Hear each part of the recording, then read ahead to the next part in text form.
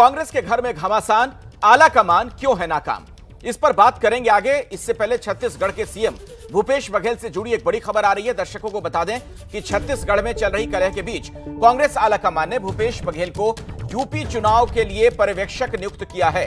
कांग्रेस महासचिव केसी वेणुगोपाल ने इस बारे में आदेश पत्र जारी कर दिया। अब इसके क्या मायने हैं यह भी हम समझने की कोशिश करेंगे। तो इस वक्त की यह बड़ी खबर आ रही है। हमारे साथ आशीष कुमार सिंह हमारे सहयोगी जुड़ गए। आशीष, सबसे पहले तो यही बताइए कि आखिर इसका मतलब क्या निकाला जाए। देखिए, मुझे लगता है कि नेतृत्व की तरफ से अखिलेश कोशिश है इन स्पेकुलेशंस पर विराम लगाने की कि छत्तीसगढ़ में नेतृत्व में कोई परिवर्तन हो सकता है। हम देख रहे हैं पिछले कुछ दिनों से कभी कुछ नंबर ऑफ विधायक दिल्ली आ जाते हैं, फिर कभी किसी खेमे के कुछ विधायक दिल्ली आ जाते हैं। तो मुझे लगता है कहीं ना कहीं इशारा उस तरफ भी जरूर है। और ये भी दर्शाता है कि असम चुनाव के समय आपको याद होगा प्रियंका गांधी ने असम चुनाव का जिम्मा, हालांकि कांग्रेस वहां हार गई थी, भूपेश बघेल को दिया था और भूपेश बघेल ने लंबे समय तक वहां पर कैंप किया था। तो कहीं ना कहीं ये मुझे लगता है कि new chemistry between Priyanka Gandhi and Bhupesh Baghel को भी दिखाता है और लिहाजा इसी वजह से उन्हें सीनियर ऑब्जर्वर अभी कुछ देर पहले अपॉइंट कर दिया गया है कांग्रेस कमेटी की तरफ से। अखिलेश, शुक्रिया इस जानकारी के लिए आशीष आपका। तो ये बड़ी खबर है, वरिष्ठ पर्यवेक्षक के तौर पर उन्हें वहां भेजा जा रहा है। छत्तीसगढ़ में कांग्रेस की अंदरूनी कलह के बीच एक ये बड़ी खबर है, एक अपडेट। भूपेश बघेल यूपी चुनाव के लिए वरिष्ठ पर्यवेक्षक बनाए गए। छत्तीसगढ़ में कांग्रेस की अंदरूनी कलह के बीच ये एक नई जानकारी। कांग्रेस की 3 राज्यों में इस वक्त अपनी सरकार है। इन तीनों ही राज्यों में जबरदस्त असंतोष के सुर सुनाई दे रहे हैं। पंजाब में पार्टी अभी तक सिद्धू और कैप्टन के झगड़े से उबर नहीं पाई है, तो छत्तीसगढ़ में भूपेश बघेल और टीएस सिंहदेव के बीच 2.5 साल सीएम वाले फॉर्मूले पर घमासान फिर से तेज हो गया। उधर राजस्थान में भी गहलोत और सचिन पायलट के बीच विवाद थमा नहीं। सवाल यही है कि घर में घमासान पर काबू पाने में आखिर क्यों नाकाम है कांग्रेस आला कमान।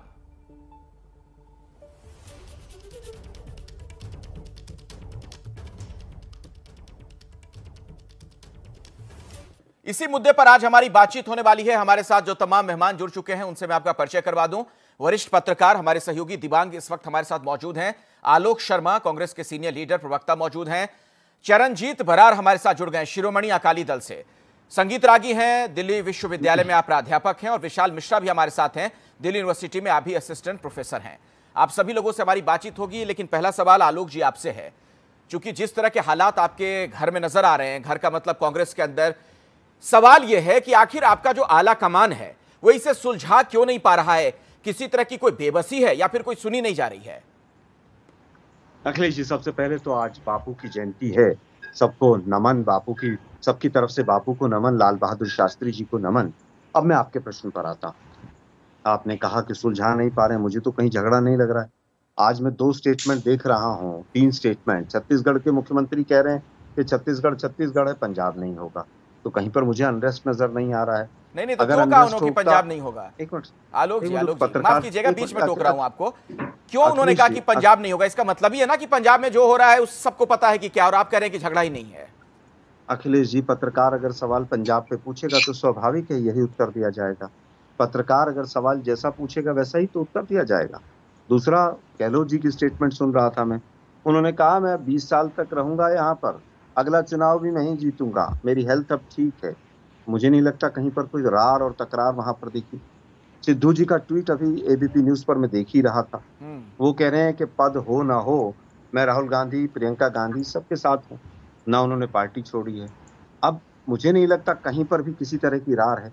रार अगर आज कहीं है तो किसानों और सरकार के बीच में है। क्या है कि धान की जो खरीद है वो 10 दिन आगे बढ़ा दी। हर शहर घेराव हो रहा है। बीजेपी के लीडर्स घर से बाहर नहीं निकल पा रहे हैं। आज रार इस बात की है कि जो खरीद धान की 1 तारीख से होनी थी वो 10 साल पोस्टपोन क्यों कर दी है। आज रार सरकार से है, आज धान पर घमासान है। 1 अक्टूबर से जो होना था वो 10 अक्टूबर क्यों कर दिया। सीएम चन्नी साहब भी प्रधानमंत्री महोदय से कह के गए थे कि भाई धान को जल्दी खरीदिए। किसान अगर धान को मंडी में लेकर आएगा, उसके पास अपनी भंडारण की क्षमता इतनी नहीं होती है तो वो कहां पर रखेगा। लेकिन उस पर हम बात नहीं कर रहे हैं। रार इस बात पर है कि 21,000 करोड़ का हीरोइन पकड़ा गया गुजरात में कोर्ट से, और कोई चर्चा नहीं कर रहा है। ये तमाम मुद्दे होने चाहिए। आप सही हैं, अपनी जगह बिल्कुल सही हैं। आप कांग्रेस के प्रवक्ता के तौर पर बहुत अच्छा काम कर रहे हैं, बहुत अच्छा बयान दे रहे हैं। बिल्कुल आप सही कह रहे हैं कि ये मुद्दे होने चाहिए तो यही तो सवाल खड़ा हो रहा है ना कि ये मुद्दे ना होकर पंजाब में ये सब जो चल रहा है आखिर क्यों हो रहा है? क्या आपका शीर्ष नेतृत्व ये नहीं समझ पा रहा है कि इस तरीके के हालात में, जबकि कांग्रेस ऐतिहासिक तौर पर सबसे कमजोर दौर में गुजर रही है, इस तरीके के अंदरूनी झगड़े आपको कहां से कहां पहुंचा देंगे? क्या इस बात का कोई एहसास नहीं है? अखिलेश जी, क्या हमारा शीर्ष नेतृत्व मीडिया चैनल्स को बता रहा है कि शाम को क्या टॉपिक लेना है? नहीं, अरे एक मिनट आलोक जी, आप बात नहीं समझ रहे हैं, आप दूसरी तरफ जा रहे हैं। आप समझते हुए भी ना समझने की वो कर रहे हैं, नाटक कर रहे हैं एक तरीके से। मैं आपसे ये कह रहा हूं, पंजाब में आप कह रहे हैं कोई झगड़ा नहीं है, इतने दिनों से झगड़ा चल रहा है। नवजोत सिंह सिद्धू ने यहां तक कह दिया कि ईंट से ईंट बजा दूंगा, मेरी बात नहीं सुनी जाएगी तो। मैं जरा भूपेश बघेल कुछ कह रहे हैं, जरा सुनते हैं, उसके बाद आता हूं इस मसले पर।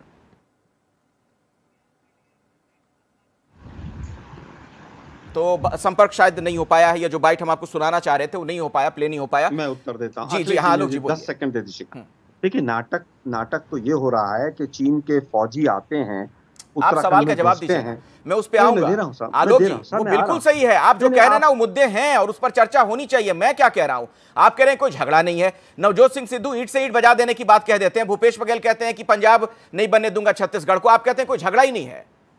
देखिए, ईंट से ईंट बजाना एक मुहावरा है, पहली चीज। और दूसरी चीज यह है कि ईंट से ईंट विपक्ष की बजा देंगे, ईंट से ईंट हितों की बजा देंगे। कहीं कोई इसमें आपत्ति नहीं। आपत्ति इस बात की है कि वो लाल आंखें कहाँ हैं कि चीन के सैनिक आते हैं, हमारा पुल तोड़कर चले जाते हैं, लेकिन उस पर कोई चर्चा नहीं होती।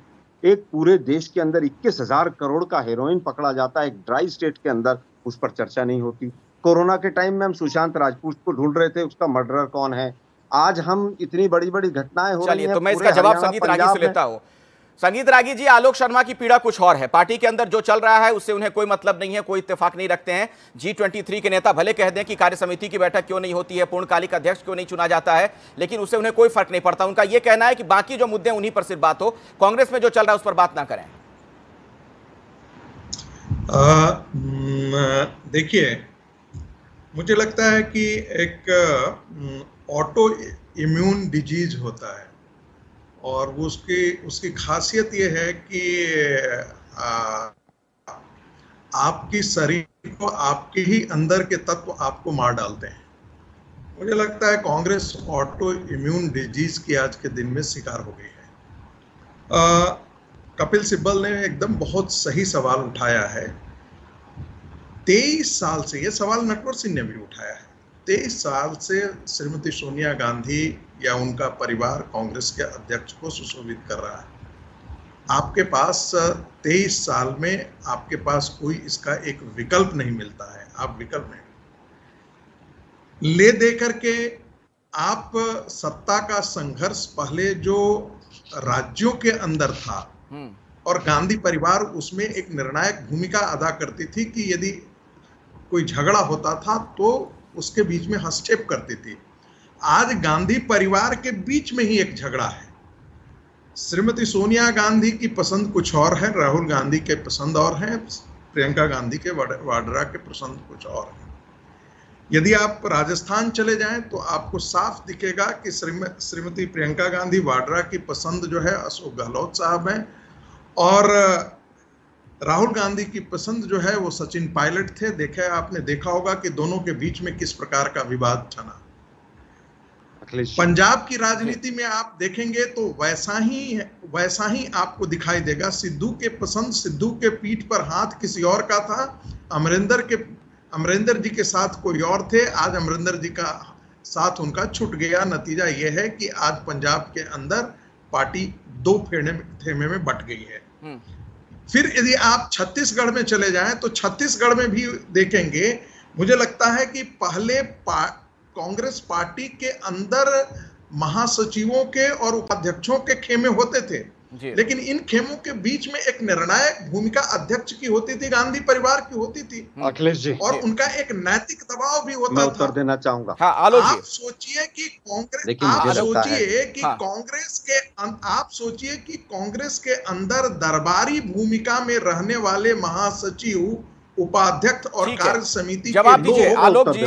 ये तो यहां तक कह रहे हैं संगीत रागी कि परिवार तो छोड़िए, परिवार के अलग अलग सदस्यों की अलग अलग राय है हर मुद्दे पर, सबकी अलग अलग पसंद है नेताओं को लेकर। देखिए, मुझे लगता है एंटायर मेडिकल साइंस के विद्यार्थी ने जो कहा, मैं तो एक बार डाउट में आ गया कि कहीं ये कांग्रेस में तो नहीं थे, तमाम भाजपा में या आरएसएस में छोड़ के तो नहीं गए। इनको सारी मीटिंग्स की खबर है, हमें तो ऐसी कोई खबर नहीं। इस तरह की कयास लगाना केवल इसका एक तरीका है कि बाकी जो मूल मुद्दे हैं उनसे भटका दीजिए पूरे देश को। मैंने इतने बड़े बड़े सवाल उठाए, 21,000 करोड़ की हीरोइन मिलती है, चूं नहीं करते हैं संगीत रागी साहब। आज उत्तराखंड के अंदर क्या हो रहा है, नहीं चूं करते हैं। कर्नाटक में मंत्रियों ने कहा कि सीएम हमारा भ्रष्ट है, उसको हटा दिया, उस पर चूं नहीं करेंगे। उत्तराखंड में 6 महीने में 3 मुख्यमंत्री हटा दिए, उस पर चूं नहीं करेंगे। कर्नाटक में क्या हुआ, गुजरात में क्या हुआ, पूरा जवाब दीजिए संगीत रागी जी, उसके बाद मैं बाकी मेहमानों का रुख करूंगा। छोटा जवाब जल्दी से। हमारे घर में झांकने की इनकी पुरानी आदत है इनकी। आप दूसरों के घर में क्यों झांकते रहते हैं, बताइए संगीत रागी जी। अपना घर संभाल लीजिए भाई पहले। देखिए सरकार में है आप लोग, सरकार की बात कीजिए। 110 रुपए पे पेट्रोल पहुंच रहा है, कल ही 43 रुपए का सिलेंडर, कल ही कीमत बढ़ी है, उस पर कोई बात नहीं कर रहा है। धान खरीद नहीं पा रहे हैं, बेरोजगारी चरम पर है, महंगाई चरम पर है। जल्दी फटाफट सर। जैकेट कैसा पहन रखे हैं आलोक जी का, जैकेट का कलर आप देख लीजिए और आने वाली उनकी यात्रा देख लीजिएगा। इनकी सोच ही कलरों पे, बस कलरों पे रह गई, कपड़ों पे ही बस। आज गांधी जी का जन्मदिन है, गांधी जी तो धोती में चलते थे। जल्दी से संगीत रागी और कपड़ों से पहचानते हैं लोगों को।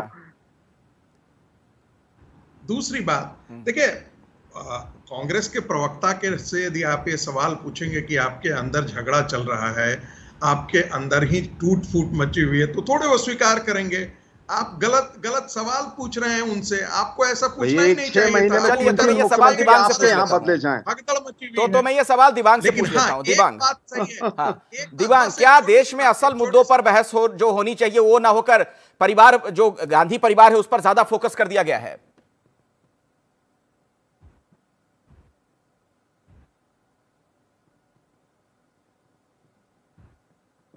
जी हाँ, देखिए अखिलेश, बड़ी दयनीय स्थिति। आप देखिए, कांग्रेस प्रवक्ता से आप सवाल लगातार पूछ रहे हैं, वो करें कुछ हुआ ही नहीं है। जैसे कबूतर आंख बंद करके बैठ जाता है बिजली के आगे, कुछ उसी तरह की हालत है। संगीत रागी देखिए तो बता रहे हैं कि उन्होंने कपड़े क्या पहने हुए हैं। मतलब क्या ये डिबेट का स्तर देखिए, जवाब देखिए, प्रति जवाब देखिए, हैरान करने वाला है, बहुत ही दुखद है। आप ये देखिए कि क्या सीधा सवाल है, क्या छत्तीसगढ़ में ये समझौता हुआ था कि 2.5 साल तक मुख्यमंत्री रहेंगे? आपकी पार्टी वहां 3 बार शासन में रही, बीजेपी को हरा के सत्ता में आती है, 70 सीटें पाती है, उसके बावजूद आप स्थितियां संभाल नहीं पा रहे हैं। आपने एक ऐसा समझौता कर लिया जिसे आप जमीन पर आज लागू नहीं कर सकते हैं। कैसी हालत है आपकी। आप देख लीजिए, पंजाब में लगातार यही प्रवक्ता कह रहे थे कि नहीं, कुछ नहीं होने वाला है, सब ठीक होने वाला है। केंद्र जो है वो पूरी, हमारा आला कमान बहुत मुस्तैदी से काम कर रहा है। क्या हुआ पंजाब में? कैसी दयनीय स्थिति बना ली है। कैसे बयान कांग्रेस के नेताओं के आ रहे हैं, एक दूसरे के प्रति ताल ठोक के खड़े हुए हैं। छत्तीसगढ़ में वही हालत है। क्या वजह है कि वहां के विधायक बार बार दिल्ली दौड़ते हैं? क्या वजह है कि आज मुख्यमंत्री ऐसी जिले पर रात गुजारेंगे जहां वहां के जो प्रभारी मंत्री हैं, जो मंत्री हैं, जो चुनकर आए, यानी स्वास्थ्य मंत्री टीएस सिंहदेव के जिले में आज रात गुजारेंगे और टीएस सिंहदेव वहां नहीं है? ये कैसा सौहार्द है कि मुख्यमंत्री वहां जाते हैं और आपके स्वास्थ्य मंत्री वहां पर है ही नहीं? आप जो है चीजों को कवर कीजिए, गहराई से बात कीजिए और मतलब तत्व लाइए कुछ। आप क्या रहा है कि केंद्र का जो नेतृत्व है कांग्रेस का, वो इतना आज लिजलिजा है, ढीला है, इतना अनमना है कि उसको इन चीजों से कोई जैसे मतलब ही नहीं रह गया। दिबांग में वो सिर्फ रोक रहा हूं, दरअसल प्रधानमंत्री नरेंद्र मोदी गांधी स्मृति पहुंचे हैं, वो तस्वीरें जरा हम दर्शकों को दिखाना चाह रहे हैं। वो तस्वीरें दिखाते हैं, उसके बाद हम चर्चा को आगे बढ़ाएंगे। यहाँ एक कार्यक्रम चल रहा है। असत्य न बोले, जीव थके, असत्य न बोले, पर धन नाव जाले हाथ रे, वैष्णव जल तो देने कहिए, वैष्णव जल तो देने कहिए, जो पीड़ पर आए जाने रे, वैष्णव जन तो पर दुखे उपकार करे, तो पर दुखे उपकार करे, तो ये मन अभिमान। उपराष्ट्रपति वेंकैया नायडू को इस वक्त आप देख रहे हैं वहां पर नमन करते हुए सांस्कृतिक कार्यक्रम का भी आयोजन किया गया है। आप सुन पा रहे होंगे वैष्णव जन जो भजन है गांधी जी का जो बहुत पसंदीदा भजन रहा उसे यहां पर सुनाया जा रहा है मौजूद लोगों को। और प्रधानमंत्री मोदी आपको नजर आएंगे कुछ ही देर में, सामने वो बैठे हुए हैं, ये देखिए प्रधानमंत्री मोदी भी दिख गए।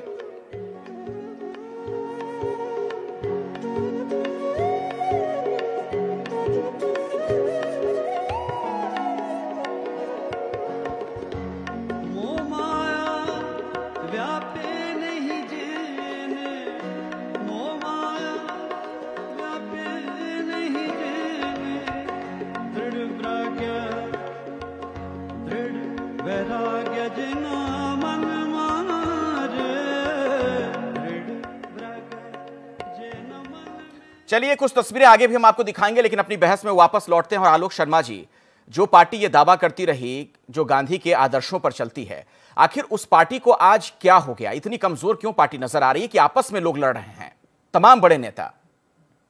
देखिए, मुझे नहीं लगता कि ढाई साल का कोई फार्मूला मेरी नॉलेज में हो या दिबांग भाई के पास कहीं से कोई पुख्ता वो जानकारी है तो जरूर साझा कीजिएगा। लेकिन मैंने जितने सवाल उठाए, ना दिबांग भाई बोल पाए, ना अखिलेश भाई आप एक सवाल संगीत रागी जी से कर पाए। खैर, आपका विषय है।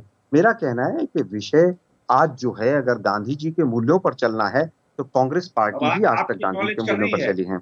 आज एक मिनट, नॉलेज का नहीं है, मैं कांग्रेस प्रवक्ता से कह रहा हूं, सवाल इनकी नॉलेज का नहीं है। आप इस समय आप इंडिविजुअल की तरह नहीं है, आप यहाँ कांग्रेस पार्टी के रिप्रेजेंटेटिव हैं। आपकी नॉलेज का सवाल नहीं है। आपकी पार्टी ने, आपके पार्टी के शीर्ष नेता ने ये ऐसा बात कही या नहीं कही, उस पर साफ बोलिए। आप क्या देखिए दिबांग भाई, नहीं है दिबांग भाई आपके पास या मेरे पास है, ये मत भूलिए। दिबांग भाई, मैं बिल्कुल पार्टी का प्रवक्ता हूं और पार्टी के प्रवक्ता की हैसियत से ही बात कर रहा हूं। और दिबांग भाई, मेरी नॉलेज में या आपकी नॉलेज में कहीं पर भी ऐसा है कि ऐसा कोई समझौता किसी ने भी किया था, कांग्रेस प्रेसिडेंट या उनके किसी रिप्रेजेंटेटिव ने, तो आप उसकी तारीख और कहां हुआ वो बताइएगा। अब मुद्दा आता है गांधी जी के असूलों पे चलने का। गांधी जी के असूलों से आज की सरकार जो सत्याग्रह था, आपकी नॉलेज का सवाल नहीं है, पूरी तरह से आपकी नॉलेज का सवाल नहीं है। मैं आपकी नॉलेज नहीं, अरे साहब, नॉलेज, आप कांग्रेस, मैं आपकी भी नॉलेज टेस्ट नहीं कर रहा हूँ दिबांग भाई। ऐसा कोई समझौता नहीं किया कांग्रेस भाई, मेरी नॉलेज में। आप सीधे नकारिए इसको, टालमटोल। दिबांग भाई, जब मेरी नॉलेज में नहीं है और मैं प्रवक्ता की हैसियत से बात कर रहा हूं तो ऐसा कोई समझौता नहीं है। मैं आपकी भी नॉलेज नहीं चेक कर रहा हूं। मैं आपसे नहीं पूछ रहा हूं कि आपने किसानों के ऊपर कितने ट्वीट किए हैं या चाइना जब नहीं, आप कह रहे हैं कि आपकी जानकारी में नहीं है। आप कह रहे हैं कि ऐसा कोई समझौता नहीं हुआ आधिकारिक तौर पर, तो ये ध्यान रखिएगा कि टीएस सिंहदेव भी ये बयान सुन रहे होंगे, आपकी बात सुन रहे होंगे। पूरी तरह से मैं आधिकारिक बयान दे रहा हूं, ऐसा कोई समझौता नहीं है। ठीक है। हाईकमान को क्या निर्णय लेना है, विधायकों को किसका मुख्यमंत्री रखना है, किसको रखना है, ये विधायकों का विशेषाधिकार होता है। पंजाब में भी वही हुआ। लेकिन मुझे केवल ये बता दीजिए कि मैंने इतने बड़े बड़े मुद्दे उठाए, क्या वो मुद्दे ज्यादा इंपॉर्टेंट हैं? क्या कांग्रेस में समझौता हुआ था, नहीं हुआ था, किसने कहा था? अरे आलोक शर्मा जी, बात समझिए। आलोक शर्मा जी, नहीं वो मुद्दे महत्वपूर्ण है। मैं आपकी बात से कहते रहा हूं कि 100% इत्तेफाक रखता हूं, लेकिन देश की सबसे बड़ी विपक्षी पार्टी कांग्रेस अगर आज इस तरीके से जर्जर होती जा रही है तो क्या उस पर बातचीत ना हो? क्या लोकतंत्र में विपक्षी पार्टी का कोई मतलब नहीं है? क्या विपक्षी पार्टी मजबूत ना हो? क्या इस पर सवाल ना पूछे जाएं? विपक्षी पार्टी मजबूत है, जर्जर नहीं है। जर्जर वो पुल था जो तोड़कर चाइना के लोग चले गए और किसी मीडिया के साथी की हिम्मत नहीं कि चाइना के कितने सिपाही आए थे डिबेट करा ले उसके ऊपर। जर्जर खूब डिबेट हुई, बहुत सारी डिबेट्स हुई। आलोक जी, आप शायद डिबेट नहीं सुन पाए होंगे, आप सिलेक्टिव होकर डिबेट सुनते होंगे शायद। 5 दिन पहले की घटना है उत्तराखंड की, अगर किसी चैनल ने डिबेट किया, आपने किया तो जरूर बताइएगा मुझे। आपने खबर नहीं देखी सर, वो खबर चली है, आप देख नहीं पाए चलाना एक अगर खबर चलाना, मतलब मैं आप समझ रहा हूं आपकी पीड़ा ये है कि कांग्रेस में जो चल रहा है उस पर कोई बात ना करे। मेरी पीड़ा नहीं, मैं समझ रहा हूं आप चाह रहे हैं कि अगर G23 के नेता कपिल सिब्बल हो, शशि थरूर हो, आनंद शर्मा हो, इतने बड़े बड़े धाकड़ जो किसी जमाने में कांग्रेस के चेहरे थे, पिलर्स थे, मंत्री थे, अगर वो तक सवाल खड़े कर रहे हैं कि पार्टी में कार्य समिति की बैठक नहीं होती है, पूर्णकालिक अध्यक्ष नहीं है, फिर भी कोई सवाल आपसे ना पूछे। G23 में आप लोग उलझे रहिए, इसीलिए चाइना अंदर घुस रहा है। G23 में आप उलझे रहिए और 21,000 करोड़ का विशाल मिश्रा जी, हिंदुस्तान के युवाओं को जर्जर करके चला जाएगा। विशाल मिश्रा जी, सवाल मत पूछेगा। आलोक शर्मा जी से सवाल ना पूछे जाए, उनकी पीड़ा यह है कि कांग्रेस में जो चल रहा है उस पर क्यों सवाल पूछा जा रहा है? कोई मुद्दा ही नहीं है। देश की तथाकथित बड़ी विपक्षी पार्टी में क्या चल रहा है उस पर कोई सवाल ना पूछे। लेकिन मैंने इतने सवाल उठाए, विशाल मिश्रा, एक भी सवाल आप बीजेपी से पूछ सकते हैं पूरे शो में? बिल्कुल पूछा जा रहा है। विशाल मिश्रा जी बोलिए। इनसे 21,000 करोड़ की हीरोइन कहां से आई, पूछिए जरा इनसे। नहीं पूछ पाएंगे आप 21,000 करोड़। अखिलेश जी जवाब दीजिए ना। विशाल मिश्रा जी सवाल पूछ रहे हैं आलोक शर्मा आपसे। कांग्रेस पार्टी आज भी अपने अखिलेश जी नहीं पूछ पाएंगे। पूछ रहा हूं भाई आलोक शर्मा जी, सुन तो लीजिए। दिबांग जी पूछ पाएंगे। आप जवाब नहीं दे पा रहे हैं। दिक्कत यह है कि कांग्रेस में जो स्थिति हो गई है, आप जवाब नहीं दे पा रहे हैं। आप जवाब नहीं दे पा रहे हैं। आपकी मजबूरी मैं समझ रहा हूं प्रवक्ता के तौर पर। विशाल मिश्रा बोलिए। मैंने पूरी तरह से जवाब दिया, लेकिन मैं आपकी मजबूरी भी। विशाल मिश्रा जी बोलिए। सुन लीजिए अखिलेश जी, जरा इनको शांत करा दीजिए। नहीं 21,000 करोड़ जरा एक उत्तर दे दीजिए। विशाल मिश्रा जी बता दीजिए 21,000 सामंतशाही प्रवृत्ति से बाहर नहीं आ सकती। के अंदर एक ये अपने आप को सबसे बड़ी इसका उत्तर दे दीजिए। दावा करते हैं कि हम बहुत बड़े लोकतांत्रिक हैं।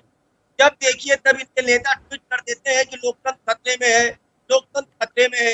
लेकिन ये कितने बड़े लोकतांत्रिक पार्टी हैं, ये कितना लोकतंत्र का पालन करते हैं कि जो इनका पंजाब का मुख्यमंत्री है, पद पर आसीन है, उनको बिना बताए ये विधायक दल की बैठक बुला लेते हैं। ये कितने बड़े लोकतांत्रिक हैं कि इनकी पार्टी में अगर कोई सवाल उठा दे तो उसके घर पर इनके कार्यकर्ता हो हल्ला हंगामा प्रदर्शन करने के लिए पहुंच जाते हैं। ये कितने बड़े लोकतांत्रिक हैं कि घूम फिर के इनका पूरा नेतृत्व केवल एक पार्टी नहीं, एक परिवार के ही इर्द गिर्द घूम रहा होता है और उसके बाद कहते हैं सब कुछ बहुत बढ़िया चल रहा है, हम बहुत बड़े लोकतांत्रिक हैं। भारतीय जनता पार्टी के अंदर बड़ा गड़बड़ चल रहा है। 3-3 महीने में बदल दिया, 6 महीने में 3 बार विशाल मिश्रा जी, लेकिन जवाब दीजिए। जो आलोक शर्मा कह रहे हैं, आलोक शर्मा जो कह रहे हैं उसी बात को मैं आगे बढ़ाते हुए सवाल पूछ देता हूं आपसे।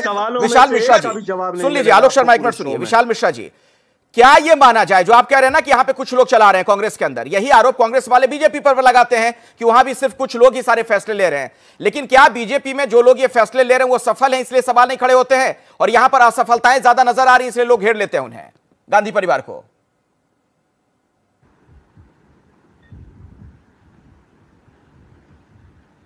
आप हमको ये बता अखिलेश जी, आपके प्रश्न का उत्तर मैं आपसे प्रश्न पूछ कर दे रहा हूं।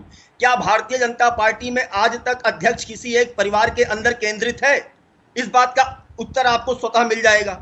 दूसरी बात, आज भारतीय जनता पार्टी पूरे दुनिया की सबसे बड़ी लोकतांत्रिक पार्टी है। किस प्रकार से लोकतांत्रिक प्रक्रियाओं का पालन होता है, कांग्रेस को कम से कम उसी से सीख लेनी चाहिए। और तीसरी बात, आज ये अपने आप को दुनिया की सबसे बड़ी पुरानी पार्टी और हम बहुत भारत के बहुत पुराने पार्टी, हमने भारतीय स्वतंत्रता संग्राम में हिस्सा लिया था, जिसका ये ढिंढोरा पीटा करते हैं अखिलेश जी। ये तो कांग्रेस पार्टी, वो कांग्रेस पार्टी ही नहीं है। आज गांधी जी की जयंती है, गांधी जी ने कहा था कि इस कांग्रेस पार्टी को डिसॉल्व कर दो, नहीं तो लोग इसका मिसयूज करेंगे। पूछिए इनसे। लेकिन आज ये अपने आप को उस कांग्रेस पार्टी का वाहक बताते रहते हैं कि they are the only carrier. तो ये बताइए आप। और सबसे बड़ी विडंबना जो है, सबसे बड़ी दिक्कत है कि इस पर बातचीत करने के पर भी लोगों को बुरा लग जा रहा है। सबसे बड़ी दिक्कत ये है कि कांग्रेस अभी भी अपनी इस स्थिति पर आत्ममंथन करने को तैयार नहीं है। मैं आपको भी छोटा उलाम्बा दे दूं, जैसे केंद्र में बैठी सरकार कोई भी हो पंजाब के साथ वितकरा है, ऐसे आप भी हमें छोटी पार्टी समझ के 25 मिनट के बाद आप टाइम दे रहे हो, बात पंजाब की हो रही है। तो चलो ऐसा नहीं, ऐसा नहीं। हाँ बोलिए, आप पूरा समय आपको बुरा मत मनाना। कोई बात नहीं, मैंने पहले बोल दिया था कि मैं माहौल हल्का कर रहा हूँ। तो बात ये है कि हमारे पंजाब में एक कहावत है, किसी आदमी की जो बोली है कि जो आपको मैं वो नाम नहीं दूंगा, मगर वो किसी की दाल नीचे गिर गई तो वो साथ वाले को बोलना लगा हम लोग तो नीचे ही खाते हैं, नीचे ही खाते हैं, क्योंकि और तो कुछ बोलने जोगा नहीं था। तो अब ये कांग्रेस की स्थिति पंजाब के साथ साथ देश में ऐसी बनी हुई है, एक परिवार की वजह से सारी पार्टी खत्म होने को लगी है। और 542 में से 40-42 MP है, उनमें से भी एमपीओ में भी कैसे कैसे तंज कसे जा रहे हैं कि कार्य करने की मीटिंग नहीं बुला रहे, पार्टी का कोई प्रेसिडेंट ही नहीं है। और सबसे पुरानी पार्टी हिंदुस्तान की ये भी है कि अंग्रेज के द्वारा बनाई हुई पार्टी है, मगर सबसे पुरानी पार्टी का कोई प्रेसिडेंट ही ना हो और चुना हुआ कोई प्रेसिडेंट ना हो, तो ऐसे हालात में कांग्रेस के ये हालात है। और पंजाब में जो नहीं तो कांग्रेस की इस हालात से, चरणजीत जी एक मिनट चरणजीत जी, कांग्रेस की इस हालात से वाकई आप चिंतित हैं? आप चाहते हैं कि कांग्रेस मजबूत हो जाए? आप तो खुश हो रहे होंगे ना कि जो कुछ चल रहा है कांग्रेस के अंदर। मत टोके बीच में से 25 मिनट मैंने सुना आपका सबका, एक मेरी बात पूरी होने दीजिए। तो मैं बात ये कह रहा था कि नवजोत सिंह सिद्धू आज भी ईट न ईट खड़काने वाली बात भी बोली। आज भी उन्होंने बोला कि मैं सिर्फ राहुल और प्रियंका के साथ तो रहूंगा, पद रहे ना रहे। वो भी एक केंद्रीय लीडरशिप को मारने की कोशिश की है कि मुझे पद नहीं है या ये वो है। मतलब वो हायरार्की में चलने के लायक ही नहीं है आदमी। पहले स्कूल में लड़के निकला, कॉलेज में लड़के निकला और ये क्रिकेट में लड़के निकला, बीजेपी से लड़के निकला, और अब पंजाब के हालात ऐसे बने हुए हैं।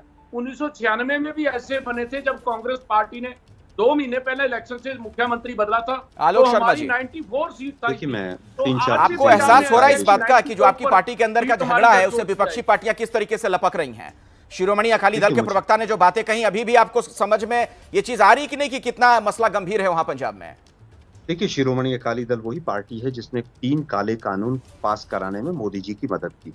ये वही अकाली दल की पार्टी है जिन्होंने संविधान की प्रतियां संसद के, अरे भाई आप प्लीज एक मिनट WTO ने नहीं पास किया इस कानून को, WTO ने पास नहीं किया, संसद ने पास किया और आपने साथ दिया। आप किसानों के विरोध में खड़े हैं। ये वही अकाली दल है जिसने संविधान की प्रतियां, अरे भैया आप उसको रद्द कर देते अगर हमसे कोई गलती हुई थी, जबकि हमसे कोई गलती नहीं हुई थी, तो आप उसको नहीं एक मिनट देखिए, मैं किसी के बीच में नहीं बोला था। अखिलेश जी इनको शांत कीजिए। अखिलेश जी मैं चुप हो जाता हूँ। बोलिए, बारी बारी से रखिए अपनी बात, बोलने दीजिए आलोक शर्मा जी को बोले। ये वही अकाली दल है। नहीं, मैं उसी की बात कर रहा हूँ। आज विषय पंजाब का विषय चल रहा है तो 3 काले कानूनों की बात होगी ही होगी। ये वही अकाली दल है जिसने संविधान की संसद के बाहर जलाई थी। ये वही अकाली दल है। ये लोकतंत्र की बात ना करें। अब आते हैं मुद्दा कलह की। कलह में किसी को नई जिम्मेदारी मिलती है क्या? अखिलेश जी, नहीं मिलता है। आज लोकतांत्रिक संस्थाओं का जिस तरह से गर्त में जिस तरह से मोदी सरकार ने पहुंचाया है, आज भी क्या बीजेपी गांधी के मूल्यों पे चलने की बात करती है? थोड़ी सी लज्जा नहीं आती है इनको? मोदी जी को यूएसए में भी जाकर लताड़ पड़ती है कि आप गांधी जी के रास्ते पर चलिए। इशारों में कहा जाता है कि हम तो गांधी के दिखाए रास्ते पर चल रहे हैं, लेकिन आपके यहाँ पर बहुत लोग गोडसे के रास्ते पर चल रहे हैं। उसके बाद जहाँ तक बात हमारी पार्टी की है, हमारी पार्टी में अध्यक्षा भी है, इंटरिम प्रेसिडेंट भी है, और वही प्रेसिडेंट हैं जिनकी वजह से ये G23 के तमाम लोग अपने अपने पदों पर, मंत्री पदों पर काबिज हुए थे। इसलिए हमारी चिंता ना करें। अकाली दल के लोग एक बार भी सवाल नहीं उठाएंगे। 21,000 करोड़ की हीरोइन अगर गुजरात में पकड़ी जाती है, अब मैं इस सवाल को आगे बढ़ाता हूं। कौन है? ठीक है, मैं चर्चा को आगे बढ़ाता हूं। दिबांग को भी अब मिलाता हूं चर्चा में। हमारे यहाँ पर घुसकर हमारे पुलों को आलोक जी, हो गया, आपकी बात हो गई। जो बातें आपने पहले कही वही बातें आप रिपीट कर रहे हैं। दिबांग कह रहे हैं आलोक शर्मा कि हमारे पार्टी की चिंता ना करें, हमारे पार्टी की चिंता ना करें, ये सबको सलाह दे रहे हैं।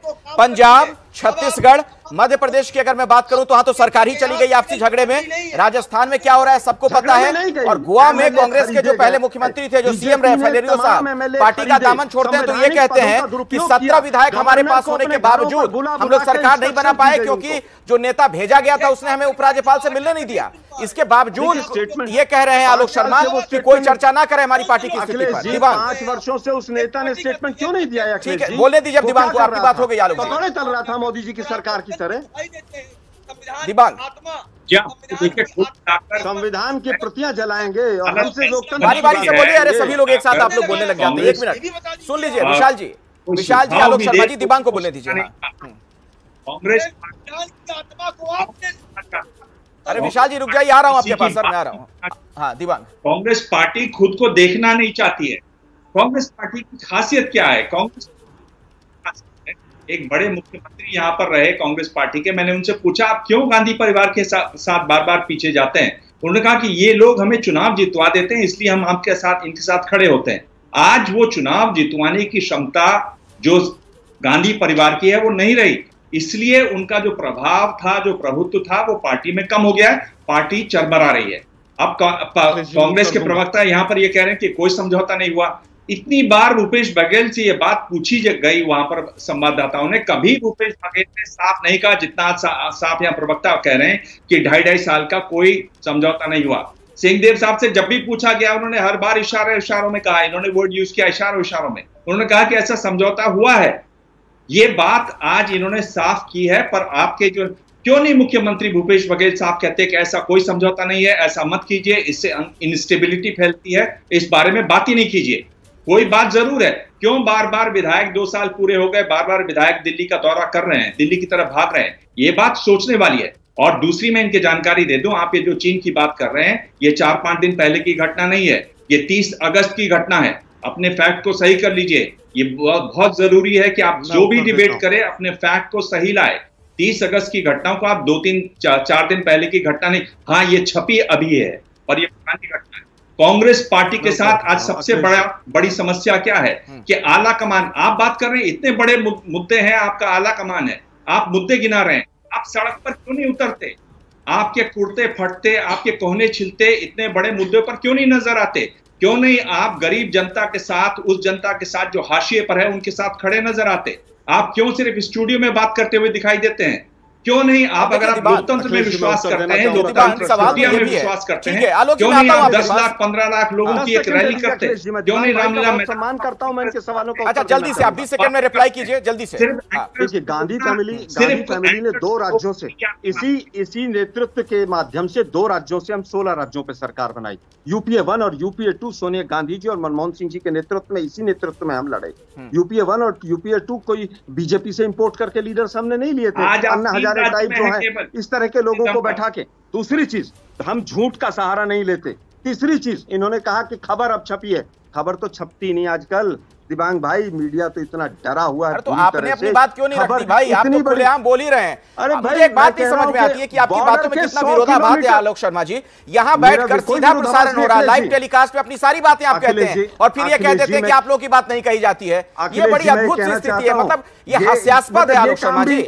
आप यहाँ बैठकर सारी बातें कह रहे हैं, हर मुद्दा उठा रहे हैं और फिर आप लास्ट में कह देते हैं कि आप लोगों की बातें नहीं कही जाती है, जनता तक पहुंचाई नहीं जाती है। मतलब ये तो अद्भुत स्थिति है, हास्यास्पद है, ऐसा प्लीज ना कहें। संगीत रागी जी, ठीक है, संगीत रागी जी, सवाल ये है, मैं आलोक शर्मा को बार बार कह रहा हूँ, इस बात को नहीं समझ रहे हैं। जितने मुद्दे वो उठा रहे हैं, मैं कह रहा हूँ कि हाँ वो मुद्दे हैं, उन पर बातचीत होनी चाहिए, लेकिन कांग्रेस अगर एकजुट रही, मजबूत रही, तो क्या वो और जोरदार तरीके से बातों को नहीं पहुंचा पाएगी? अगर आपस में ही लड़ती रहेंगे लोग, वहां पर नेता लड़ते रहेंगे, तो क्या ये मुद्दे फिर डायलूट खुद नहीं कर रहे हैं वो?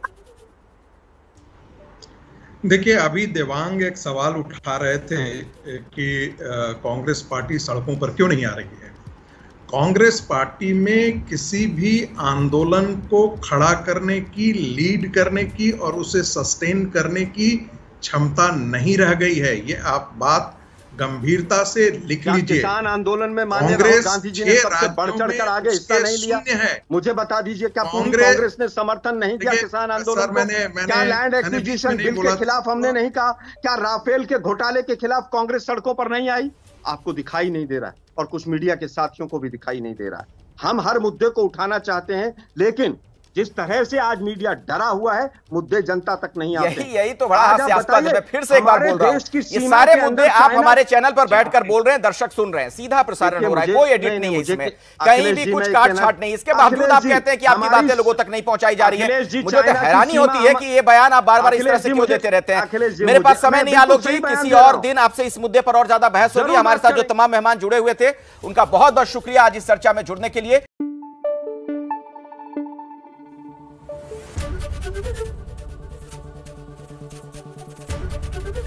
एबीपी न्यूज आपको रखे आगे।